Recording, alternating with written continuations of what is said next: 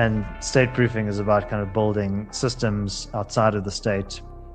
This idea of permissionless action, of localization as well, that your community, your immediate environment, that's where you can make the biggest difference and solve things, and then you can scale up from there. So I think South Africans, because of state failure, they've sort of understood this intrinsically. People have solar panels on their roofs and boreholes in their gardens, but those are modular kind of solutions. And I think what's really interesting in South Africa at the moment is how can we build scalable solutions to state failure. Hey there everybody, welcome back to the show. This is the Straight Note Chaser podcast, where we talk about human freedom through money, technology, economics and philosophy. Today's show we are talking to David Ansara from the Free Market Foundation. David and his guys at the Free Market Foundation are a policy think tank organization where they talk about the state of the economy, states of the market, come up with recommendations, talk to politicians, talk to industry leaders, and put forward ideas for markets to be more free, more fair, more open, and in that way, how we can benefit and get the most out of the economy that we have at the moment. We talk about things like, is democracy dead? Is the state run in an optimal way at the moment? What is the optimal version of a state? Is it more centralized? Is it decentralized? Let's look at examples from the two extremes. Which ones seem to offer the best way forward? Fantastic chat, and as always, I know you guys will love it.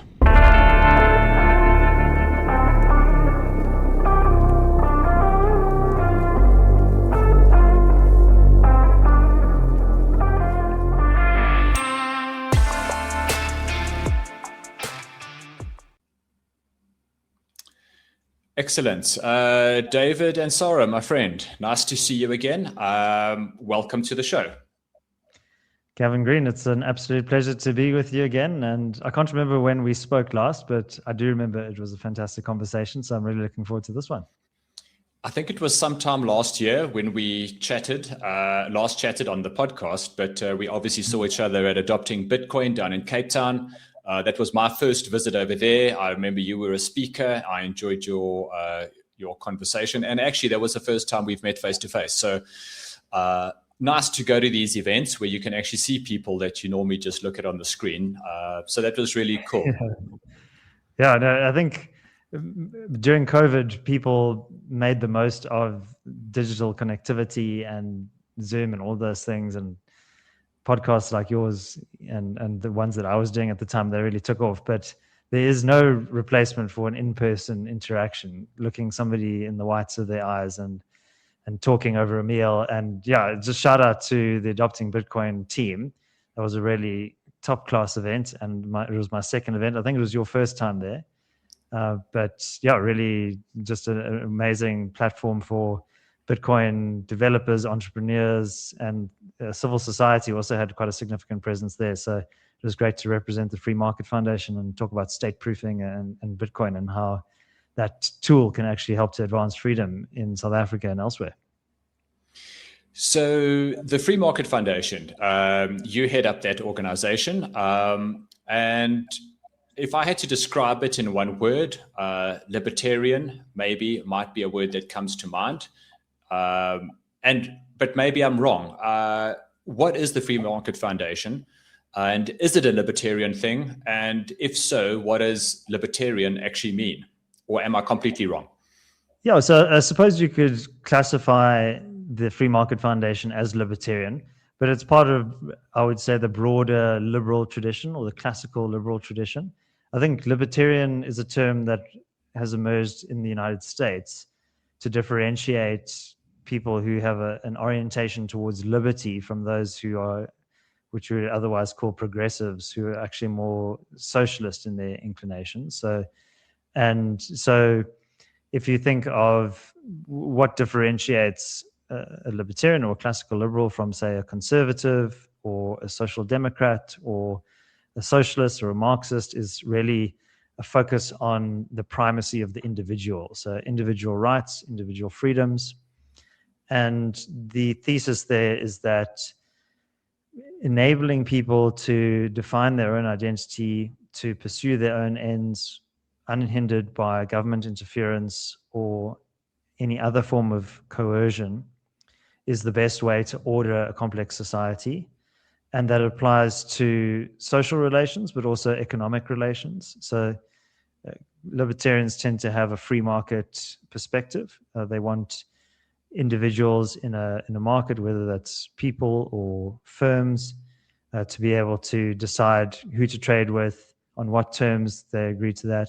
There's a big debate in our circles around what is the appropriate role of the state, and often that is what these discussions come down to. And because the state is the entity with the greatest monopoly on organized violence, if you want to put it crudely, and that is a grave responsibility, but also a power that can be easily abused. So liberals, I think, have a very healthy skepticism towards state power. They see that power can corrupt, and absolute power can corrupt absolutely, to paraphrase Lord Acton. And so the mechanisms, the design of governance often has these checks and balances, abilities to hold powerful people to account, as opposed to, say, a monarchical system or an authoritarian system where there'd be an individual or a small group that would make decisions on behalf of others. So really a lot of it comes down to decision-making power. Are you a free agent? And also, do you have individual moral agency as well? So you have freedom, but you also have personal responsibility. And large part of that responsibility is towards others. And so a very important role for the state, and again, this is much debated in libertarian or classical liberal circles, is really a kind of minimal conception of the state, where the state is there as a kind of a night watchman to adjudicate disputes between people, because sometimes we fight with each other, we have disagreements, and you need a court system, a neutral body that can apply the law, the rule of law, impartially, independently. And so, so that's why constitutionalism and the rule of law is a big part of our worldview, and that the laws there are not just the discretionary decisions of a bunch of bureaucrats or politicians, that the law actually sits independently. There's a principle of natural law, inherent rights that are inalienable, inviolable, and that apply to everyone universally. So I think that's the philosophy in a nutshell. So that's why when we make policy recommendations as a think tank, that's what we do. They're not only about what's the most efficient or what is the most cost effective. It's actually kind of rooted in a very long philosophical tradition that says that you should make decisions around economic relations or social interactions with a view to kind of protecting and upholding the rights of individuals.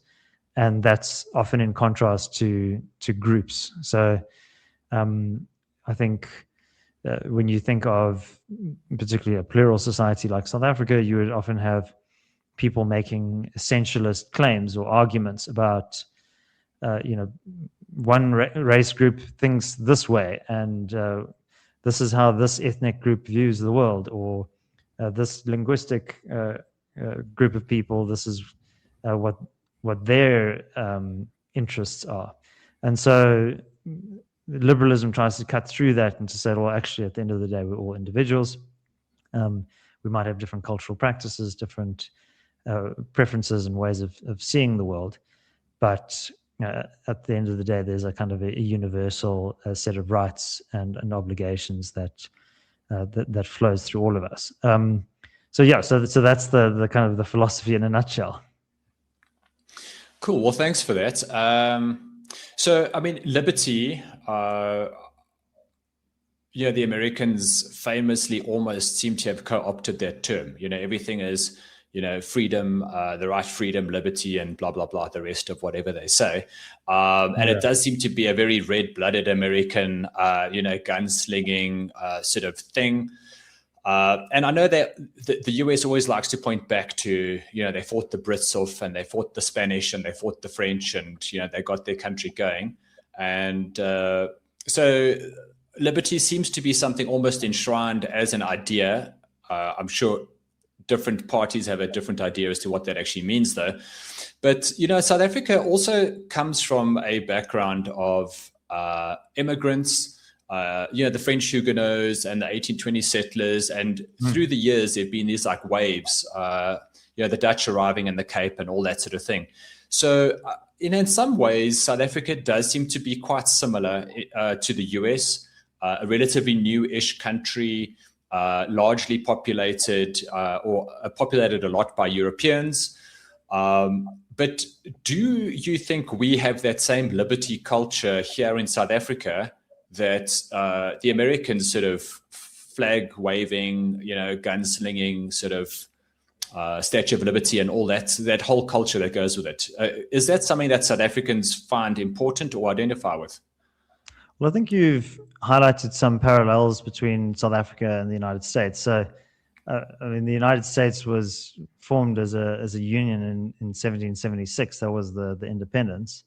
The Dutch settlement started here in 1652. Obviously, settlement occurred a lot earlier in North America.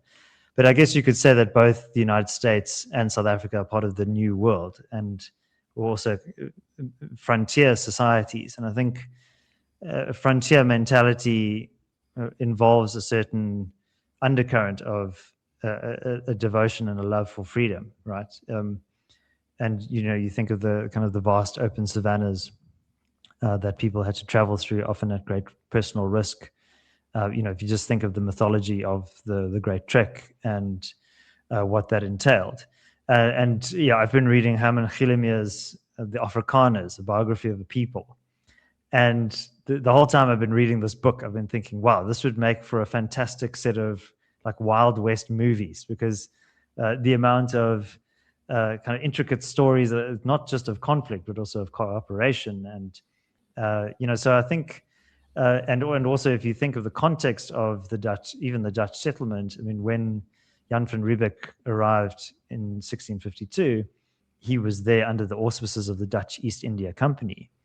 But it was only within about a decade or so that the free burghers started breaking off and abandoning the company and settling on their own, and often at odds with the interests of the Dutch East India Company, and there were a lot of fights between them, and so that tension between the authority of the company and the settlers. You mentioned the French Huguenots; they were fleeing persecution in France from the Catholics, and so they had a sense of, well, this is their only shot, and they need to come and make it happen. So, and that's the kind of the Dutch settlement. But if you look at other communities, in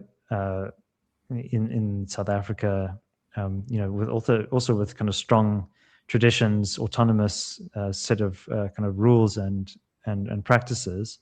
If you just think of the story of the establishment of the Zulu Empire under Shaka Zulu, who really consolidated and built the Zulu Empire. There's, I think, and if you zoom into current day, and if you look at the struggle for individual freedom and the resistance against apartheid, which was kind of an abrogation of people's personal liberties, there was a sense of, well, that there is something fundamentally unjust about a system of forced segregation and denying people the rights of freedom of association, denying property rights. South Africa is a kind of a mixed story, because if you look at other African countries, they don't necessarily have a tradition of private property rights. And private property rights, another important principle that we espouse here at the Free Market Foundation. And we actually, just as a sidebar discussion, have a fantastic project called the Kaya Lam Project, where we assist low-income South Africans to obtain title deeds from municipalities at no cost to themselves. And often they're former tenants of a council-owned property. The council no longer owns the property. They're the owners, these tenants, but they don't have the documentary evidence. So one of our initiatives is to basically assist with that transfer process. So we have a philosophical commitment to private property rights, but also a very practical commitment to it. But yeah, so in some ways, South Africa is a bit of a unique case in the African context, because a lot of other African countries lack this private property rights framework, which is so important. But in South Africa, we had this system, but it was unevenly applied, and not everybody benefited from, if you think of the Group Areas Act and the Native Lands Act, that actually systematically deprived existing property owners of their property. And, there's a lot of archaeological history and evidence of, contracts that were signed between various communities. And, so there is this kind of emergent tradition. So I mean, if you look at post-1994, I think South Africans have a kind of a healthy skepticism towards authority. Maybe they overdo it a bit too much, because we also have quite a lot of violent criminality. And, we also need to have a system that preserves people's rights and freedoms, and that is an important role for the government to play. But yeah, I think if you compare South Africa to, say, other industrialized countries during COVID, for example, there was a lot of non-compliance with actually quite onerous and coercive laws, like shutting down the whole economy and so on. And so I think that rebellious spirit, I think, was quite healthy in those circumstances. So, like, actually, we're not going to necessarily abide by what we view as an unjust law. But at the same time, in South Africa, we also have our policy orientation is very socialist as a country. So there's a lot of tendencies to centralize and control. And so, liberty is something to be contested over, and if you value it, you need to fight for it. And often politicians they have an interest in depriving you of your decision-making power, and especially if there's resources on the line. So that was a bit of a high-level abstract answer to your question, but there's a kind of a spirit here which I think does appreciate freedom. But I think we need to make that more real for a lot more people.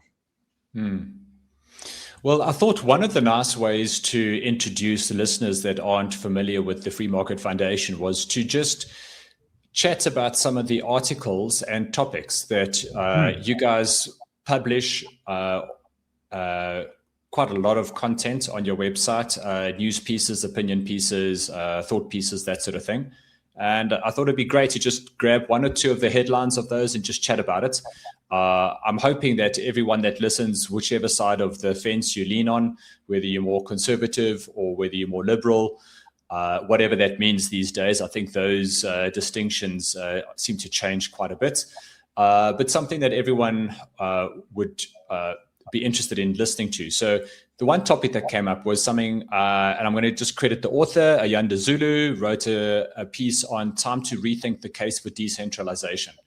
Now, obviously, as a Bitcoiner, decentralization has a very strong understanding. I mean, that's literally part of the protocol of Bitcoin. But in philosophical terms, governance terms, how do you see decentralization versus centralization? I think we spoke a little bit about it. You mentioned bits of it just now, but why is there a question? Should we decentralize more or should we centralize more? Yeah, so I think there's a practical component to that, and then there's also more of a theoretical component. So I think on the theoretical side, like I was saying, if you want to foster an environment which has a bias towards freedom, often in terms of the way in which politics operates and which government is structured, is there is a great tendency towards centralization and control. And the apex, or the most the highest form of this is a communist society. Like if you think of the Soviet Union, from 1917 until 1989. Literally, there were no private property rights, so everybody was a ward of the state. So you were told where to live, where to go to school, where to work. The state owned everything. There was no private ownership. There was no private money. In every good and service that you needed to sustain life, you had to rely on the state for. And that gave enormous power and control to politicians. And this resulted in the immiseration of hundreds of millions of people, if you include the People's Republic of China and other communist countries during the Cold War, as well as the deaths of many people. So if you read a book like The Gulag Archipelago, I mean, you will see a catalog of misery and suffering of many thousands of people who were deemed to be dissidents against the state, who were just rounded up and put into labor camps and basically in freezing conditions forced to work themselves often to death. And economically, this was also very devastating because you wouldn't have a market mechanism for allocating scarce resources, and scarcity is a big part of economics and the reality of it, and no price mechanism. So there was no ability for producers to understand what demand was and how much to produce. So that task was left to these committees of often very clever people like actuaries and statisticians and so on, who would get together every year and decide how many shoes are we going to produce for the whole of the USSR. And they would come up with a number, 9 million pairs of shoes or whatever the case might be. And they were always wrong. They either created a glut of supply, they produced too many shoes, or there was a scarcity. And if you look around you in any capitalist society, you'll see pretty much everybody's wearing shoes. And if you want to go and buy a pair of shoes right now, you can go down the street to the Taki town or whatever the case might be, and you can have your choice of hundreds of different types of shoes. And they're just magically sitting there waiting for you to purchase them. And no central planner has determined that. No one says, well, this year Gavin's going to want to wear Crocs because they're fashionable and comfortable. It's just that is the process of supply and demand. So decentralization is also, there's a kind of a cognitive or an epistemic humility to it that says that actually it's impossible for even the most enlightened and well-intentioned central planners to know what the multiple and varied interests and needs are of people in a highly plural society. And, you know, just the vagaries of fashion, the weather, the different needs that people might have. Just to return to this example of shoes, you know, there's so many different types of shoes. I like running, so my wife complains that I buy too many running shoes and they all scatter around the house. Some people need heavy-duty workman's shoes. Some people just want different kinds of shoes for aesthetic purposes. But in a centrally planned economy, you can't really anticipate all of those different needs.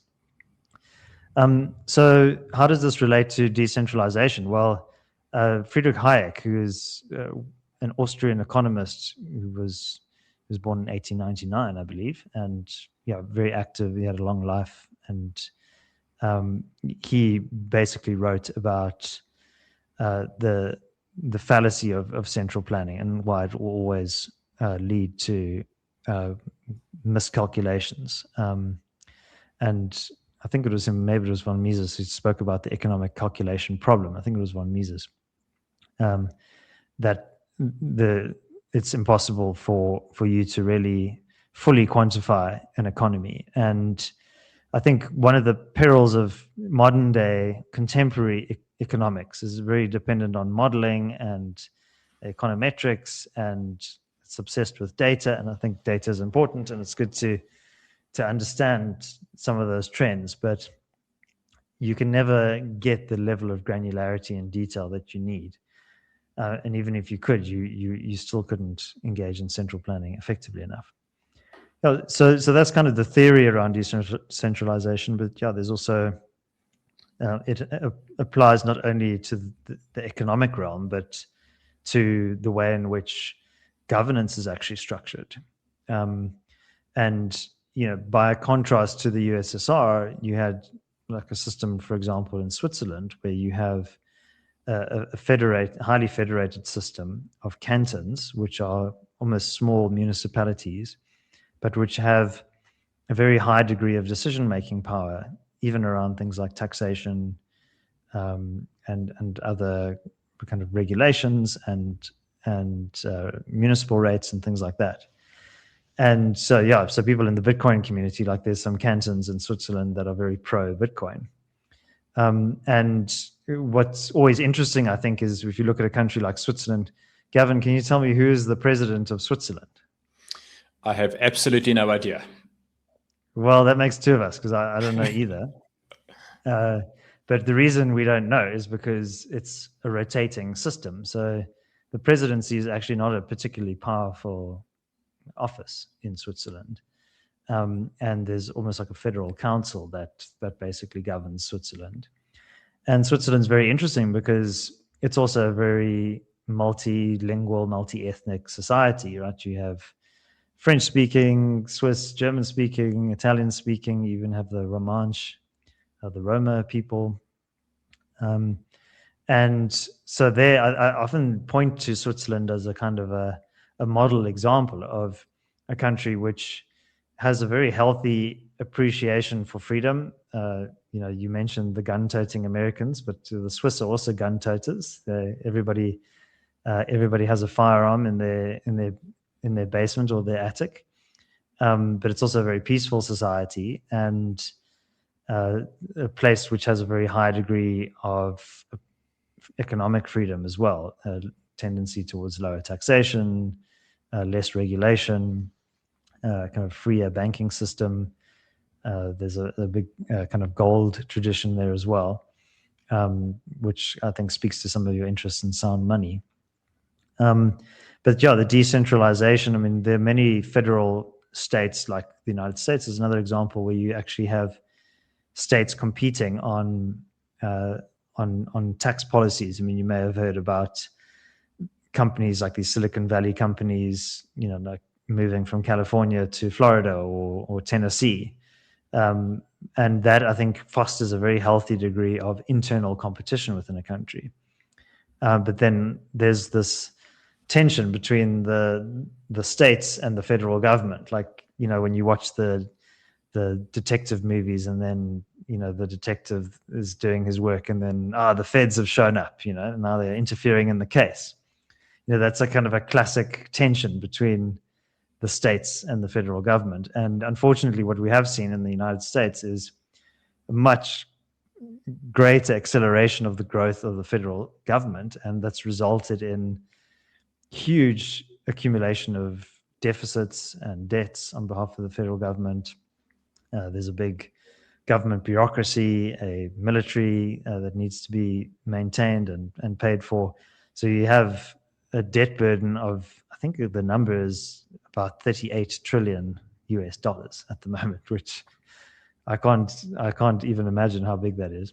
And there's something called the debt clock, where you can go online and you can see the debt increasing in real time, and the numbers go, and so I think what's interesting is technology and our modern world has actually created conditions for the potential for more decentralization, where you could have more city-states like charter cities or special economic zones that can establish and compete globally.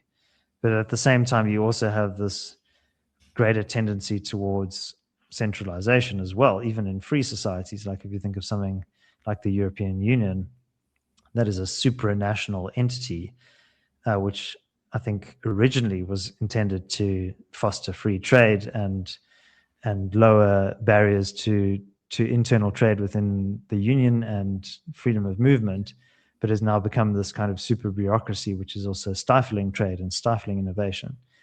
But we can maybe get into that a little bit later. So that's a long answer to why decentralization matters. I think decision-making power is best when it is spread down and out.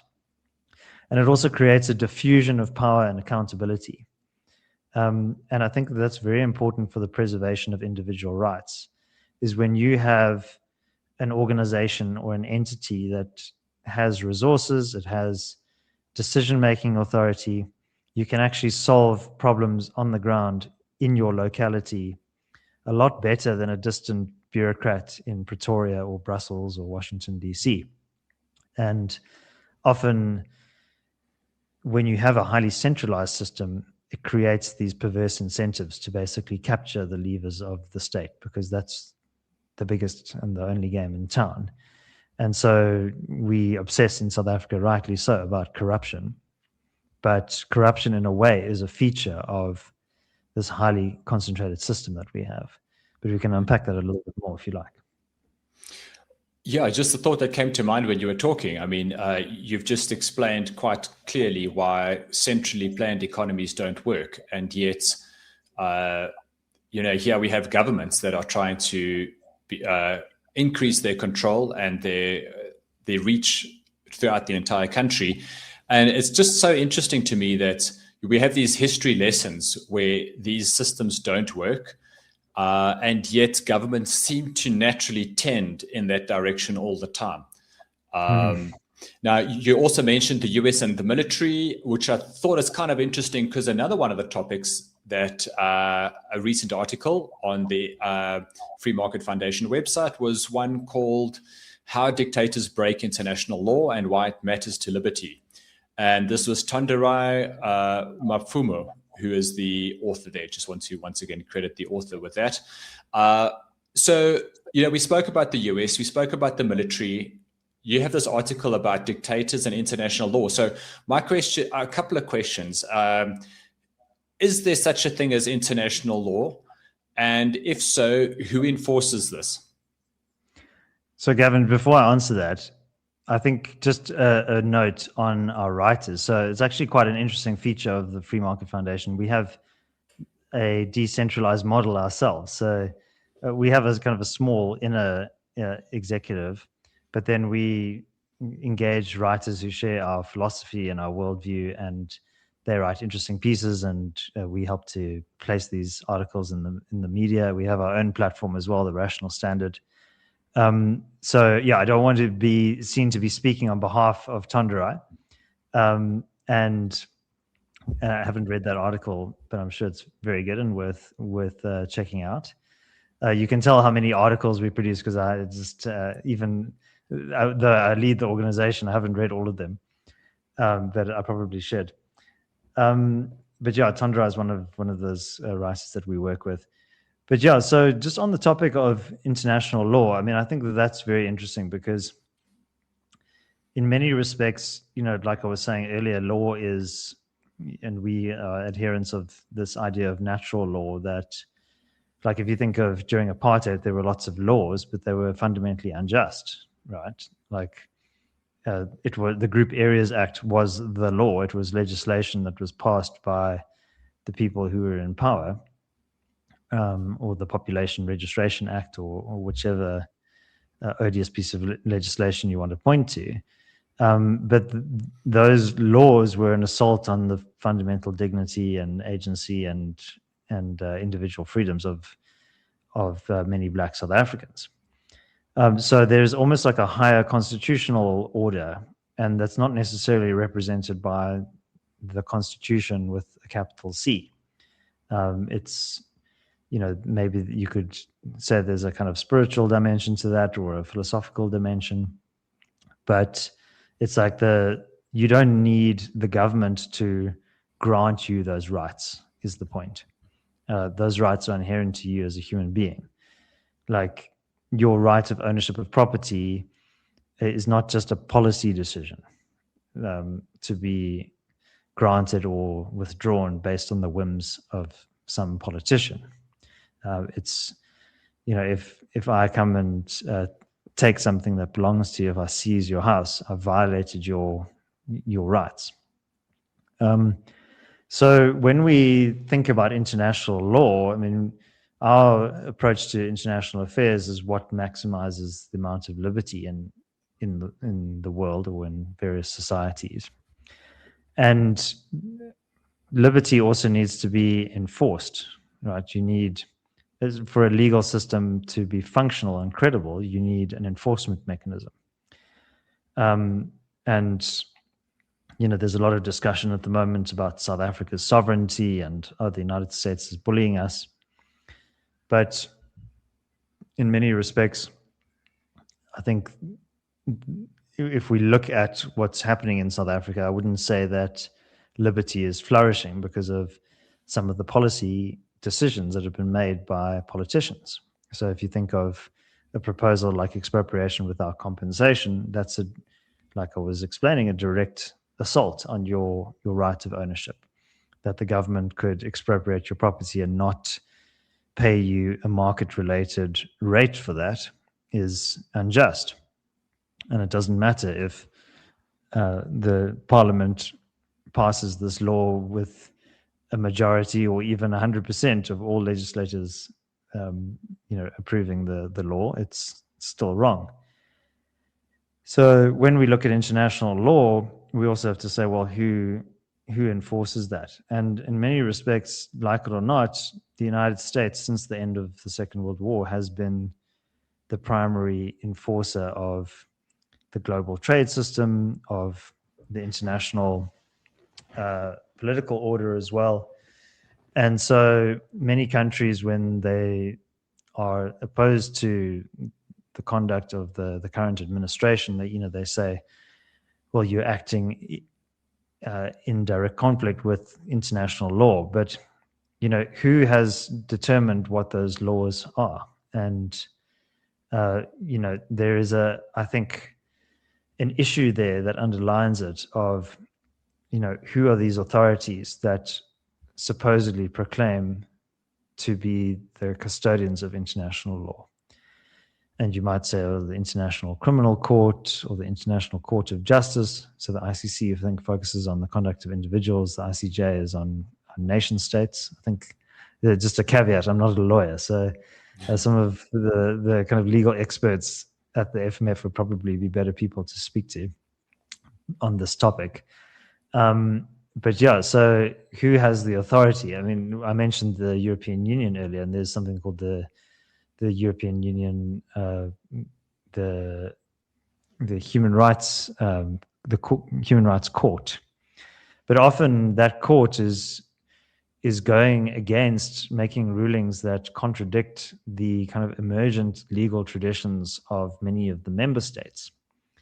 And like if you think of when the United Kingdom was part of the EU, I mean, English common law is a tradition that developed over basically like 1,000 years of iterations of various cases being and having judges, magistrates applying their mind to working out these ambiguities in the law and establishing precedents around that.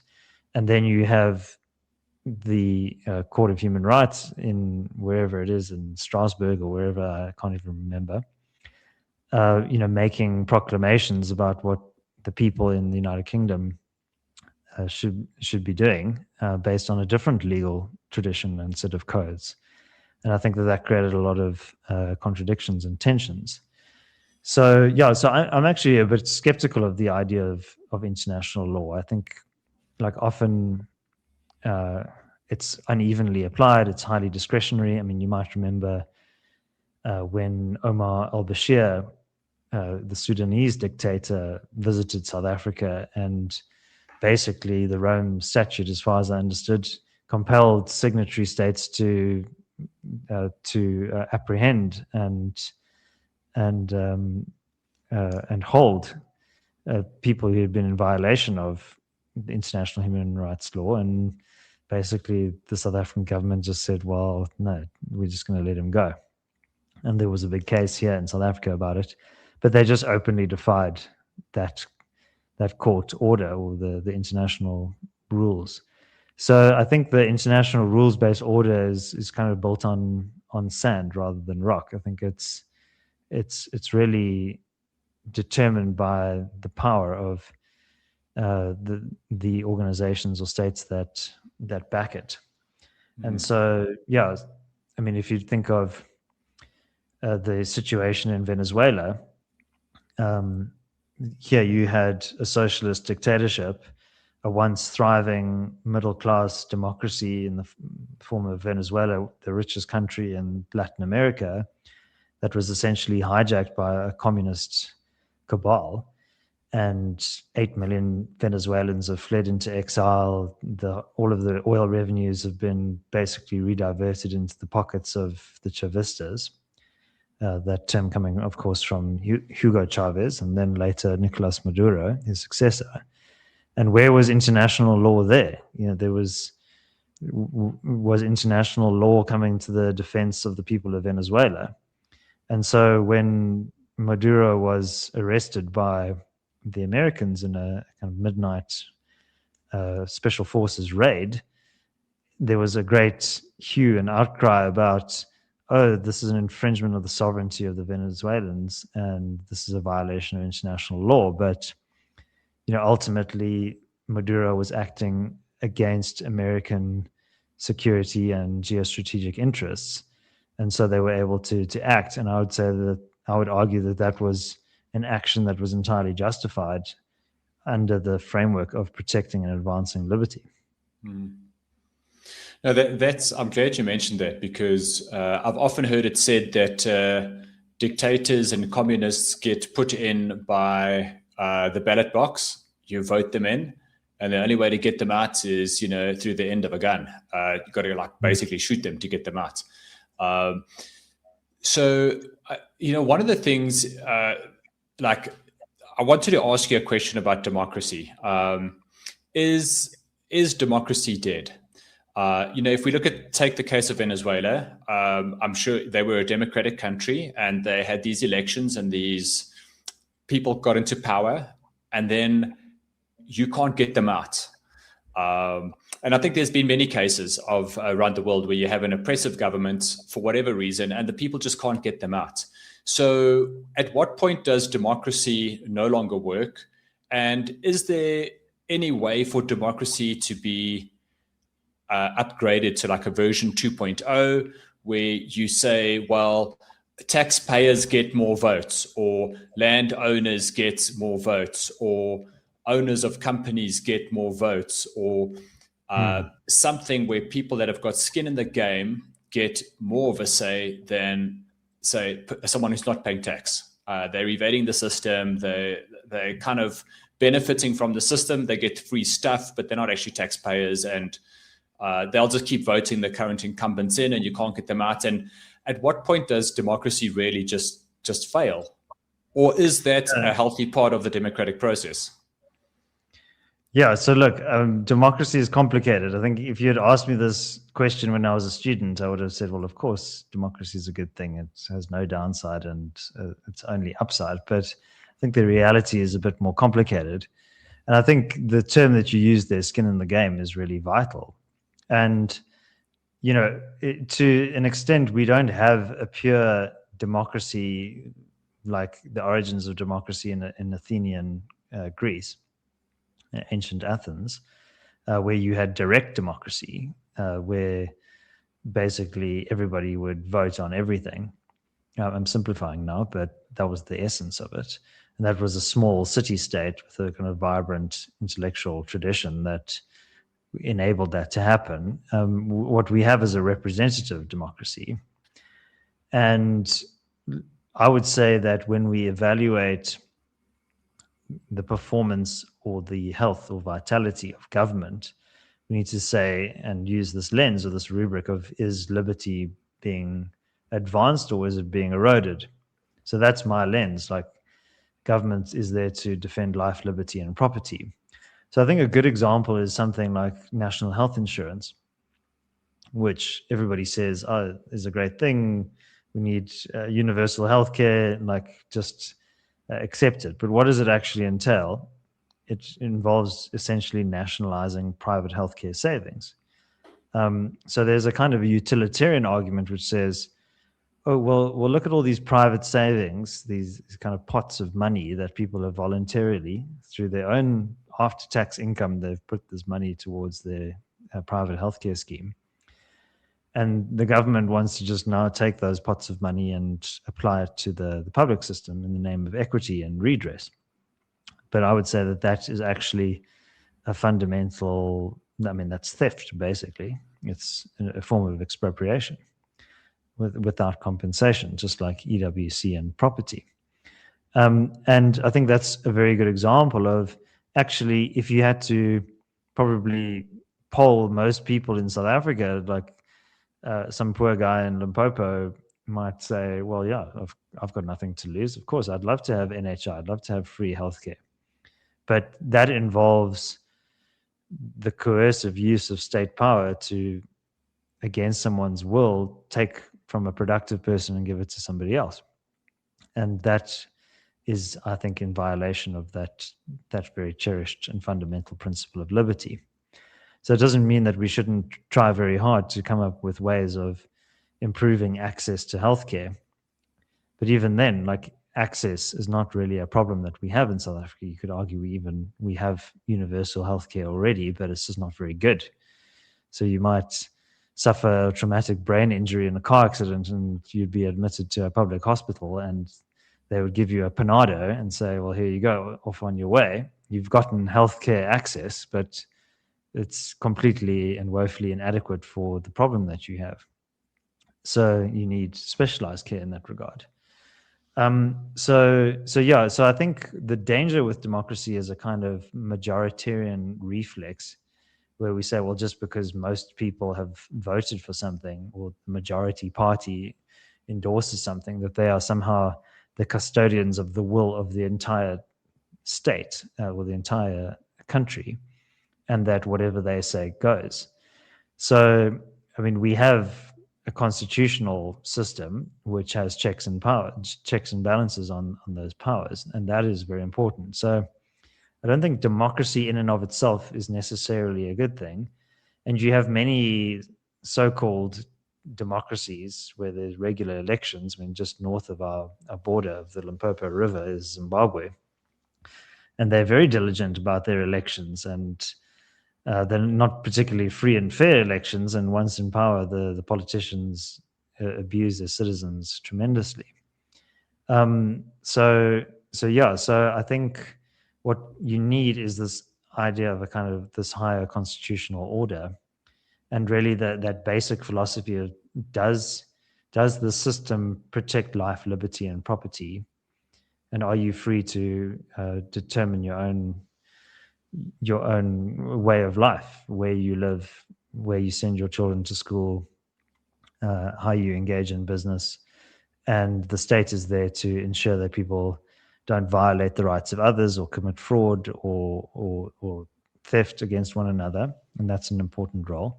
But other than that, it shouldn't be making determinations about what economic sectors to support, or shouldn't be overly taxing people to fund some kind of scheme or project that it isn't really adding any value. So I think, it's a very simple framework. It's just to say, well, are you protecting life, liberty, and property as a government? And if not, you need to justify your actions and your existence.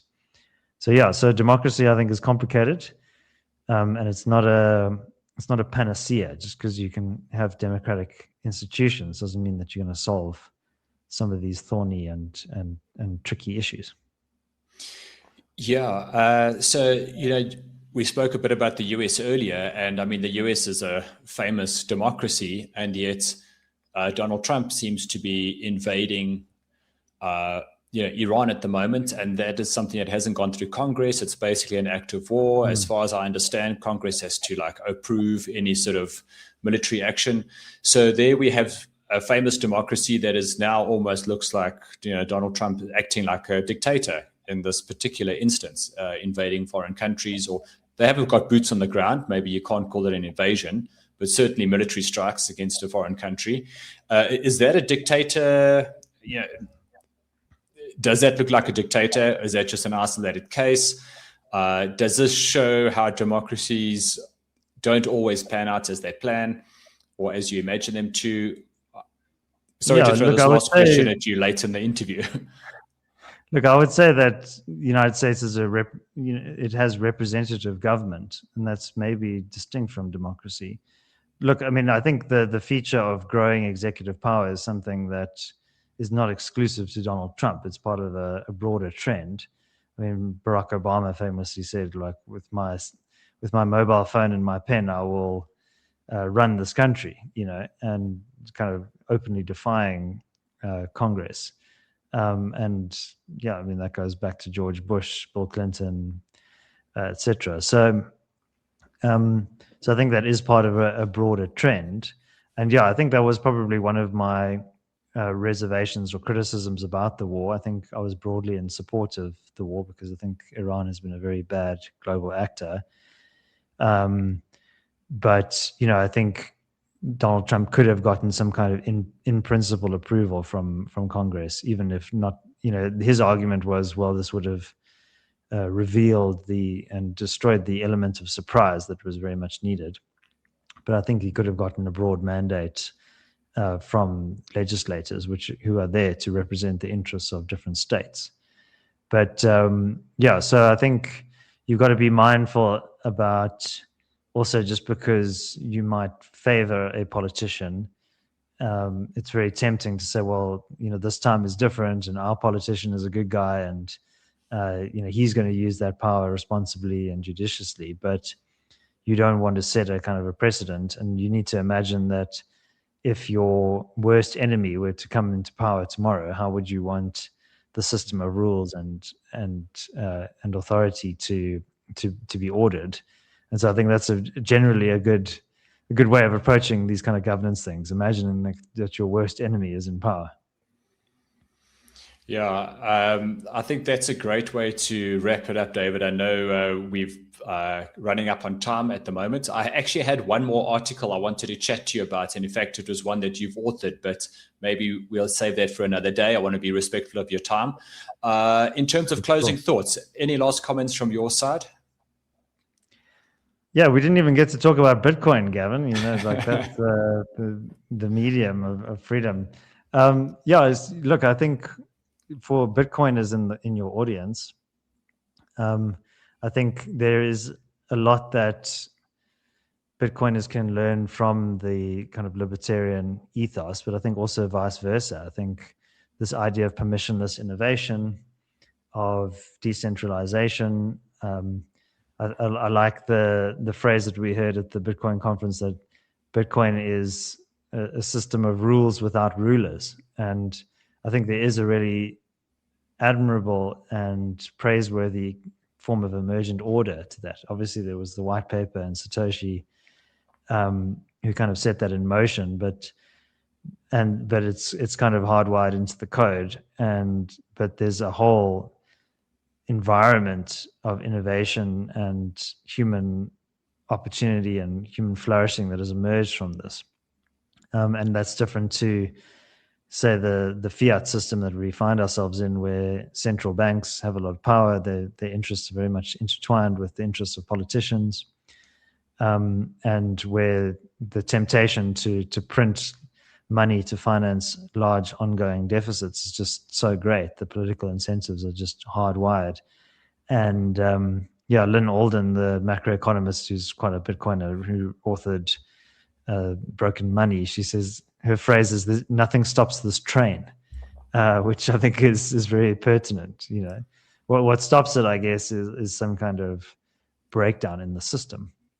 So I think what Bitcoiners have done and the spirit with which they've done it is really admirable, in that they've built parallel systems. You don't have to necessarily operate within the prevailing paradigm, right? You can just build your alternative. And when you build it, people will see that and be drawn to it. So I think that's a really powerful lesson there. And I think just reflecting on my paper that I presented at the Bitcoin conference was this idea of state proofing, that the state doesn't necessarily always have your best interests at heart. And the state is not a neutral thing. It's populated by human beings who have all of the failings of human nature. They have limited knowledge, but also often incentives to abuse their power and authority. So, and state proofing is about kind of building systems outside of the state, this idea of permissionless action, of localization as well, that your community, your immediate environment, that's where you can make the biggest difference and solve things, and then you can scale up from there. So I think South Africans, because of state failure, they've sort of understood this intrinsically. People have solar panels on their roofs and boreholes in their gardens, but those are modular kind of solutions. And I think what's really interesting in South Africa at the moment is how can we build scalable solutions to state failure, where you now have independent power production or security solutions and initiatives that can start to supplant some of these failing state entities. And I think there's so much opportunity in South Africa to do that, and that's how we're going to get out of some of these problems that we're in.